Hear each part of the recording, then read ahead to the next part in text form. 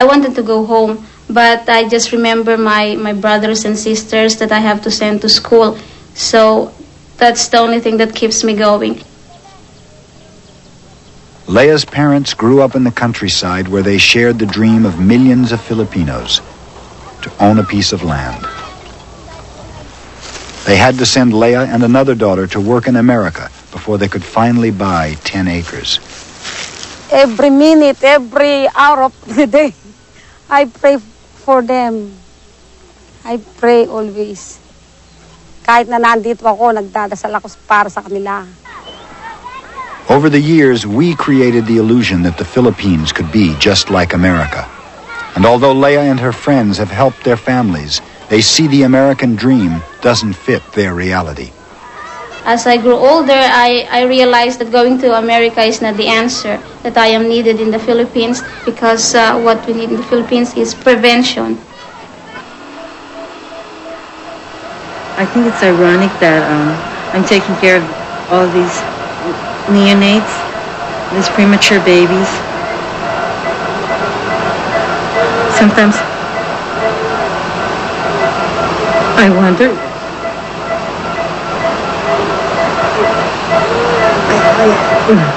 I ask myself why I'm still here when there are many babies that should be taken care of in the Philippines. 80% of the children in the Philippines are undernourished. Half the people in Manila are squatters or jobless. Water and electricity are in short supply, and crime is epidemic. In the countryside, the revolutionary New People's Army has expanded its activity. In response to threatening social upheaval, the army under President Aquino has cracked down hard.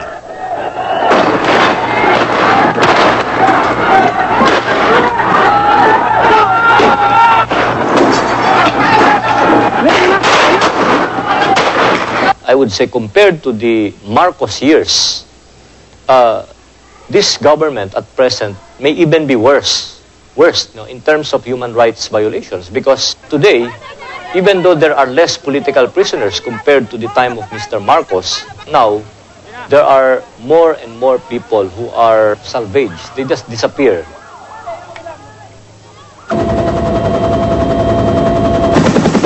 Despite the end of the Cold War, the anti-communist crusade we launched now has a momentum of its own. Vigilante death squads use the red label to justify their killings. Amnesty International lists the Philippines as one of the 5 worst violators of human rights. What we have established is that the vigilante groups and paramilitary forces work closely with the Philippine military. That we have established.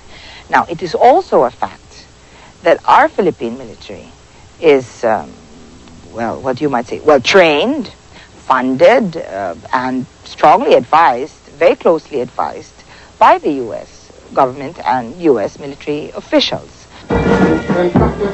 U.S. and Philippine officials have denied any connection to the death squads, but there are factions in the large Philippine army that are out of control and have made unsuccessful coup attempts to take over the civilian government. Because America underwrites the Philippine army, and because the United States itself built 2 of its largest bases just outside Manila, the role of the American military has been challenged. And now we're beginning to feel that the only way this country can progress is for us to depend on ourselves and less on the Americans. And that is presumably why we're looking at those bases as a sort of albatross around our necks. And that the one way that we can liberate ourselves from dependence of the Americans is psychologically to get rid of those bases. From World War II on, Clark Air Force Base and Subic Naval Base have played a crucial role in Korea, Vietnam, and in protecting the oil lanes to the Middle East. In 1991, debate over the future of the bases was capped by a volcanic eruption just outside of Clark Air Base. The Philippines and the U.S. agreed to phase out Clark, and the Philippine Assembly voted to close down Subic Bay Naval Base. the goals of Philippine nationalism and the United States, I think, are compatible.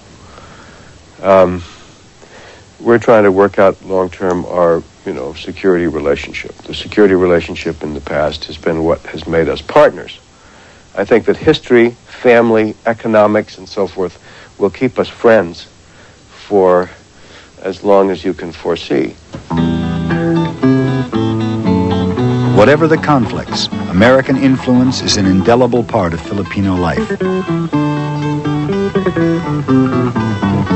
A popular description of Philippine history has been 300 years in a Spanish convent and 50 years in Hollywood. We cast them in our image, but now they want to mold their own future. We are beginning to realize that we have a country, and our country is not the United States of America. We're beginning to realize that we have a language, and it's not the American or the English language. So we want to speak our language. We want to feel that the Filipino can speak his own language outside of trying to imitate a Brooklyn accent or a Harvard accent or whatever. So it's a schizophrenic, split personality feeling that we're going through now. And I think it's good, because it is a very good step towards the realization that we can only progress if there is a consciousness of nation. The coming of age of the Philippines marks the end of an era for America and the Pacific.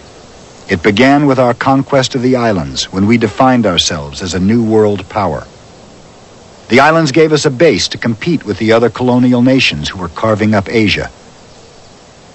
The grand prize in the imperial quest was China.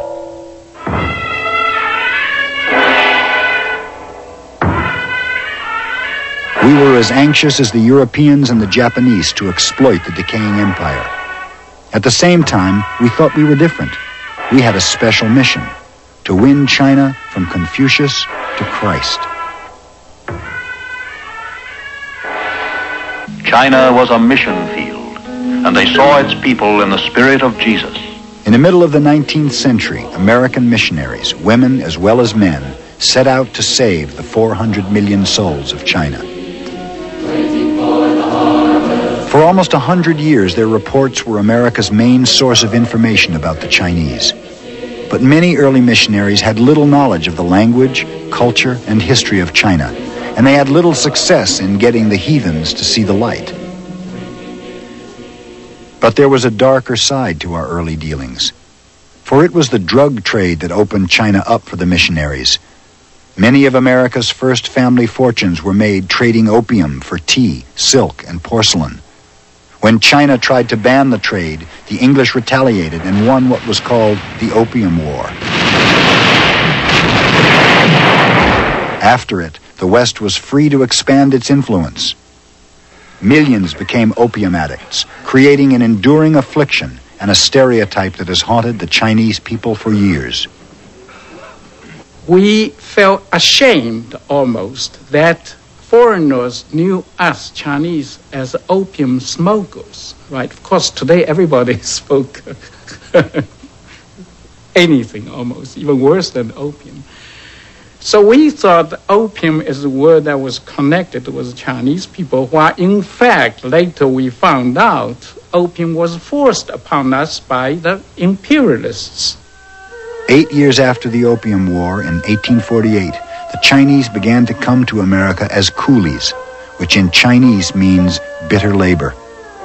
Gold had been discovered in California, and thousands of peasants were recruited to do the most dangerous work in the mines. Many didn't even survive the long, harsh voyage to San Francisco, which they called Old Gold Mountain. The Chinese were imported to this country to substitute unavailable black slaves. So therefore, when they arrived in this country, their role, their treatment is already determined. 10,000 coolies built the western portion of the first transcontinental railroad. When a major depression hit the country in the 1870s, threatened working men lashed out at the Chinese, murdering hundreds throughout the West. In 1882, Congress passed the Chinese Exclusion Act, banning the further immigration of Chinese laborers.